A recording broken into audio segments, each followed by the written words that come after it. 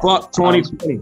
I'm gonna put that video out, bro. It's over. The fuck 2020 video. It's gonna be crazy. I made literally like a 30-second video of me screaming fuck 2020 and all the bad things is just fuck it, you know. I feel like everybody will relate to it because it's kind of, you know, fuck 2020.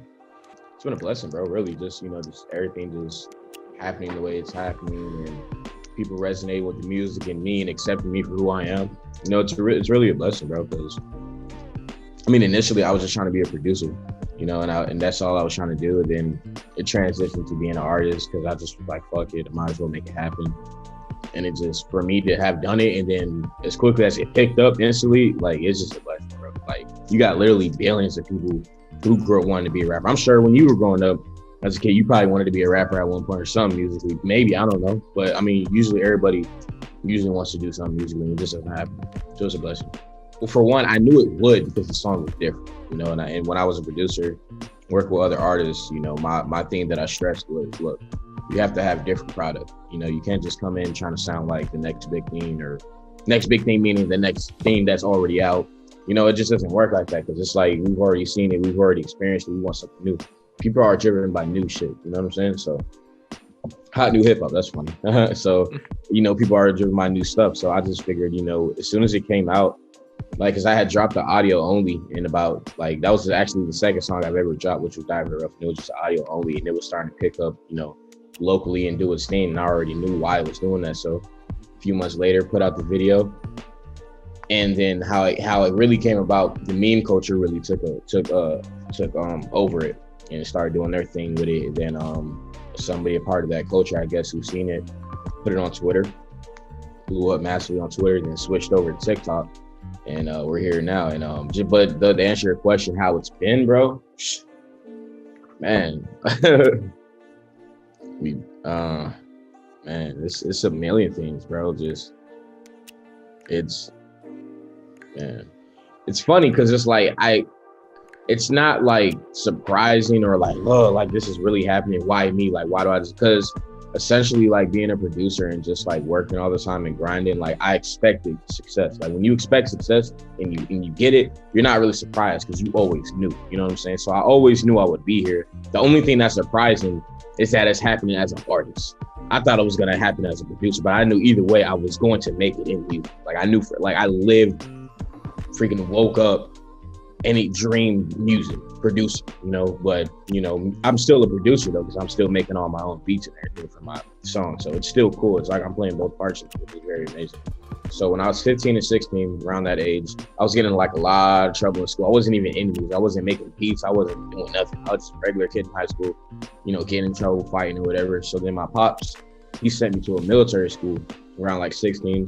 Did that for about 6 months. It was damn near like jail. I hated it, you know, but it taught me a lot. It taught me a lot of, you know, life skills and, you know, matured me and everything like that. Did that, got out of that. And then right when I got out, you know, I got accepted into a military college. So I went there for free. Went to college for free, started doing welding. That's what I went for. And Savannah Tech is the school that I went for. And then I did that for like 4 months. And then graduated. Once I graduated, I guess, you know, freaking universe or whatever it was just gave me FL. Like, I just got introduced to FL Studio as soon as I got out. And, you know, I just got hooked to it. FL Studio is the program that I make beats on and do all my music on. I got hooked to it. The very first day that I was making beats, I took 18 hours on my first beat. Like, my dad, he went to work, came back from work, and I still was working on the same beat, you know? So I was just like locked in. Like, I just was hooked. Like, I was like, wow, like, you can do this. Like, you can do this like on your own. Like, this can happen. So I just was hooked. Second day did the same thing. And then the whole week was doing it. Weeks after that, like every day, like it was just an everyday thing. I was just always making beats. And I got hooked, and that's what I wanted to do, you know, and I was starting to reach out to the artists to work with them and figure out how the game works and everything like that. And I just always making beats all the way up, you know, till January of this year.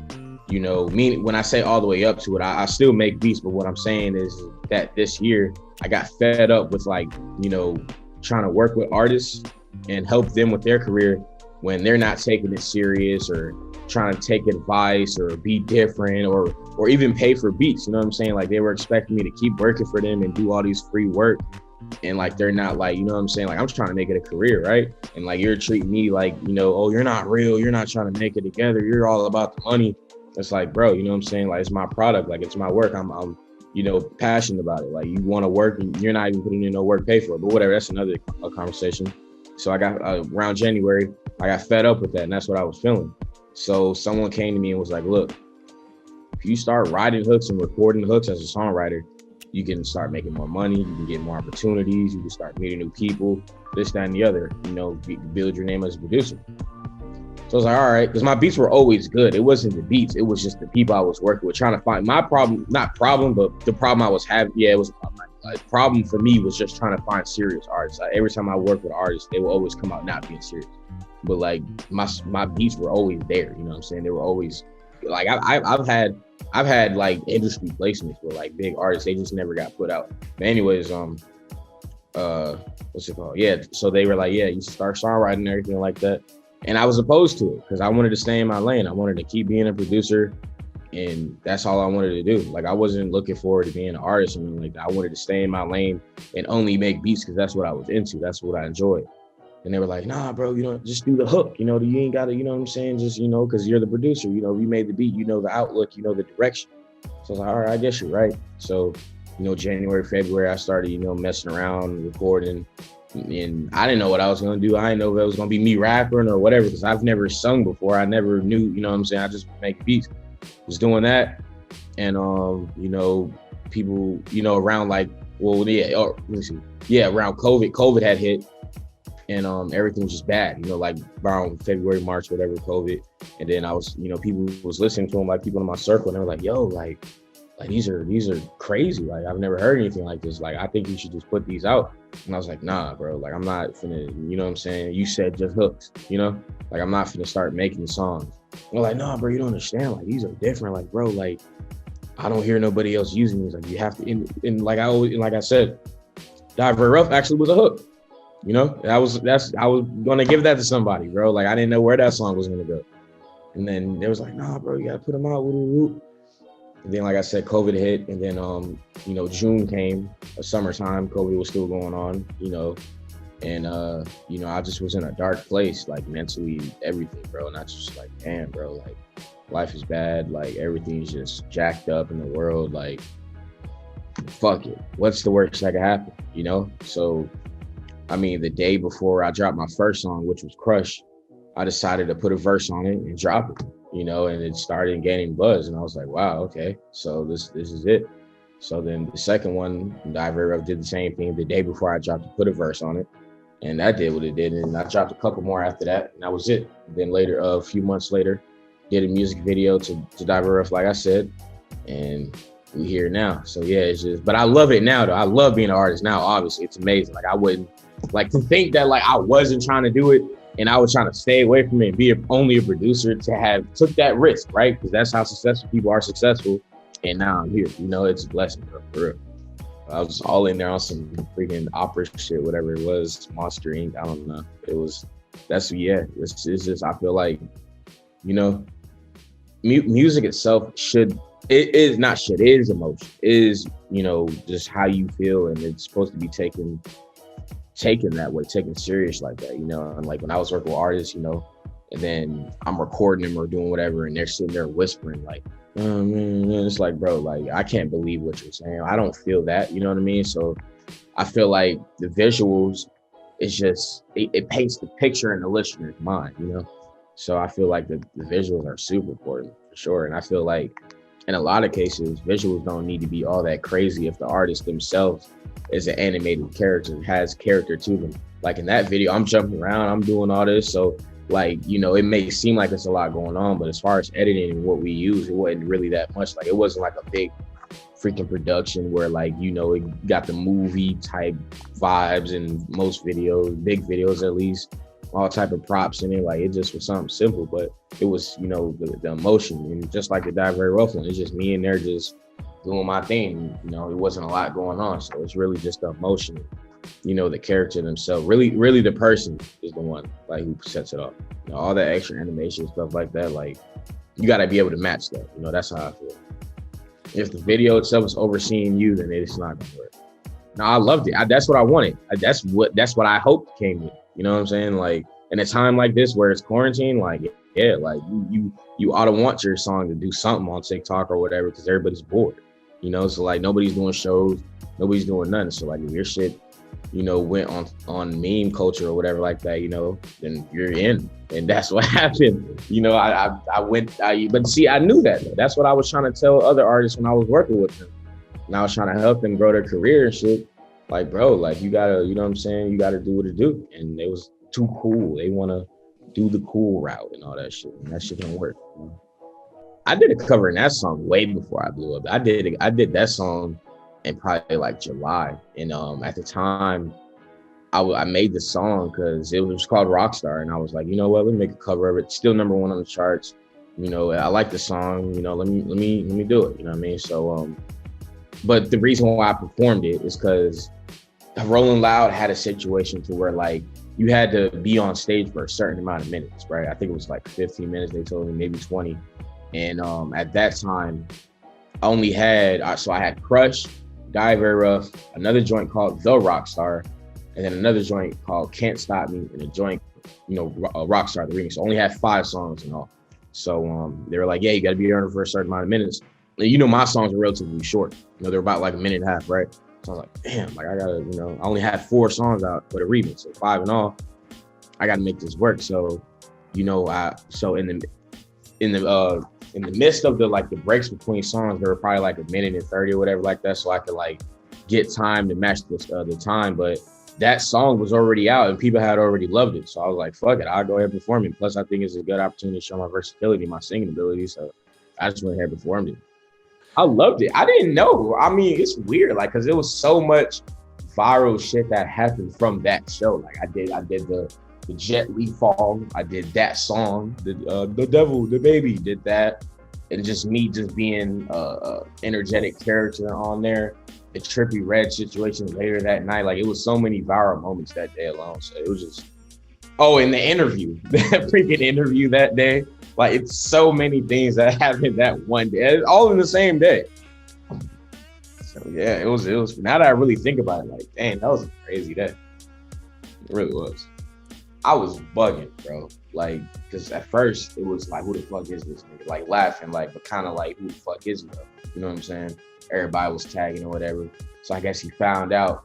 And then later on his story, showed love, like, all right, do your thing. Like, I fuck with you. And when he said that, I was like, all right, bet. Like, DaBaby fucks with me. You know what I'm saying? I like DaBaby. DaBaby's fire. Everybody likes DaBaby. So like for him to like his #1 joint, fucking with what I did with it, like that's lit. You know, because that's why I'm a rock star and I wanted to do that. You know, so he seen the vision and he fucked with it. So that's lit. Honestly, it's because I'm such a great producer and I know how to like, I have a good ear, right? So that's really why. I know I can listen to things and replicate it pretty well. Like even, for example, the DaBaby Rockstar, right? The song.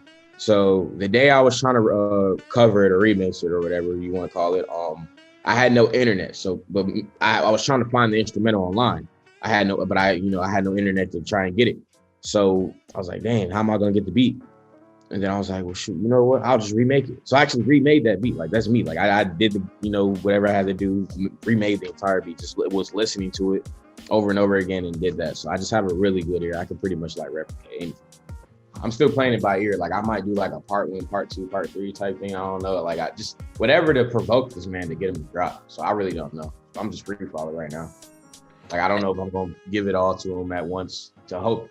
Because I'm trying to figure out the best way possible to get him to drop, like to alert him. Like I don't know, I'm still figuring it out. I just want the man to drop his album. So before I blew up, way before I blew up, I was one of those fans in this comic section, like, bro, drop a lot of rap, bro. And we've been doing that for 2 years. So I figured, well, shit, I got a platform now. This nigga gonna hear it. You know what I'm saying? Like, there's no way he's not gonna know. Because everybody's gonna tag him and let him know. So I was like, yeah, I got a platform now. Let me use my platform for the good and give the world what they need. And obviously he's seen it and just, you know how Carti is, you feel me? Because he's been doing it for 2 years and just won't drop. So I figured, you know what? Fuck it. Like, if you're not gonna do it, bro, I'll do it, bro, for the culture. Like, because the thing is, the people care about the baby voice, the songs. You know what I'm saying? It's not like Carti does antics and like people care about, you know, the publicity stuff that he does. People actually like the music. So if they like the music, how it sounds from him, then I'll just give the people what they want instead of having them waiting another 2 years. We've all been waiting, and I'm a fan of him. So I was like, bro, fuck it. Like, I'll do for the culture, and everybody appreciates that, right? Everybody like fucking with it and respects me for it, like as they should, because it's like, bro, like, 2 years is uncalled for. Like, it just is. I don't feel like there's an excuse, honestly. Heavy, like, I want to say. So this year, when I started songwriting, I was already in a dark place, and I needed something to, like, you know, cope with and relate with. And, you know, rock music, as we all know, you know, you can hear their emotion and their pain regardless. Like, they're not whispering, they're not doing none of that. It's real, like, it's real music, you know what I'm saying? It's like, it's real emotion behind it. So I just started listening to it and got hooked to it, and just got really inspired. And it really got me through a lot of the pain and depression I was going through with COVID, or, you know, not me having, like, just COVID being available to the world, and us not being able to leave, and, you know, just all that, bro. And it just was just bad. You know, a lot of opportunities wasn't being presented anymore. I was already financially unstable, and then that just was on top of it. It was bad, bro. Just trying to make it happen. So rock music, metal, all that, it just, the emotion, and it just really got me through it. And then me being able to just, you know, release that and replicate it and make it my own way really got me through a lot as well. So yeah, definitely around like the beginning of this year, 2020. Is when I always listened to it here and there and was into it, and was into the rock aesthetic, the aesthetic. I like rock aesthetic. I'm gonna start saying that part. But aesthetic of it, and you know, the culture of it. I always knew the culture, but I really got into it heavy like this year. Like 2020, like January. Yeah. Keef. He's probably the main one. He's like that was when, and I know that's funny to say, because I obviously sound nothing like him, you know, but when I was just a listener of music, like I said, around 15, 16, 13, 14, whatever, just a listener, not into music at all, Keef did it for me. Like, that was my, like, I've never had at that time, I was trying to think about whether or not I've ever had a favorite artist, and I never did until I started listening. Like, he was my favorite artist, for sure, of all time. He's amazing. He's a GOAT. It started to grow on me. I mean, I want to say, like, right before I dropped Crush, like, I started, like, doing these type of things, like, just, like, growing into it, and just, like, being inspired, you know, just of the culture and just the look, you know. It was just, I don't know, because it kind of like strengthened me, you know, just the look of it and the vibe of it. It's really did strengthen me. So I want to say like June, because June was when I dropped my first song. So yeah, June 19th is the first day I dropped my song. So yeah, around that time. I have to have water with me, because, you know, I warm my voice up, you know, so I have to have water with me, because, you know, that. And then right before I record, I just get to just, you know, sing it like, yeah, like, you know, just like stuff like that, and just like, you know, warming that up and just start saying stuff. So then I start listening to the beat, and then I just come up with like different like vibes and figure out what works. I like to start with my hook. I always start with my hook. I come up with, because the hook, essentially, I look at songs being written as it should be written like a story, meaning, you know, so your hook essentially is like your summary of your story. A summary basically tells you in a few plain sentences what the story is about, right? So your hook should be that. So your hook should be catchy, and it should let the listener know right away what the song's about, what the song name is, you know, and your verse is essentially the paragraphs explaining what the story is about, you know? So that's why I feel like Diver Rough also was so, like, it hit people so different, because it's like, it was so direct. Like, I was talking about one subject thoroughly, you know, and I went through it. Like, I gave reasons why. I wrote it like a real story, like an actual, like, you know, and I feel like that's why, like, it wasn't like how rappers do, like, they'll say like, I fucked your bitch, pull up in the whip, shoot a nigga. Like that's 3 different subjects I just put in one whole bar, you know? Like there's no real storyline in it. Me, I made a whole entire storyline, like boom, boom, boom, boom, boom, and it made sense and it was direct. And I wasn't using like any like metaphors or nothing like that. Like I said it as clear as possible. So I feel like that's why I did what it did. And that's how I write all my songs. I make it as clear as possible, as thorough as possible, as if I'm writing it. Like it's like I treat it like English class, you know? Like I make it thorough and well spoken, you know, and that's just how I write them. Yeah. For one, all together, and when I mean the world, I mean literally every person on the world. What I want to do for the world is to inspire the world, motivate the world, change the world, give the world what it is that they need. Like I just want to, man, it's like, man, so many things, bro. I don't know. I don't want to give you a default answer like what everybody else says, but it's like, it's that times a billion what I want to do. I want to really impact like the universe, bro, in like a big way, like leave something behind. Like, wow, like he really came on this earth and did that, you know? Like he was really here during this time. Like I really want to leave something behind, like a real, and I feel like I already kind of am like leading this, cultivating this journey, this thing that's happening this early. So it's really amazing. But like, yeah, bro, I really want to. I know that kind of doesn't answer your question, but I don't know, like, you know, like basically what everybody else wants to do, bro. So, but times a billion, you know. So yeah.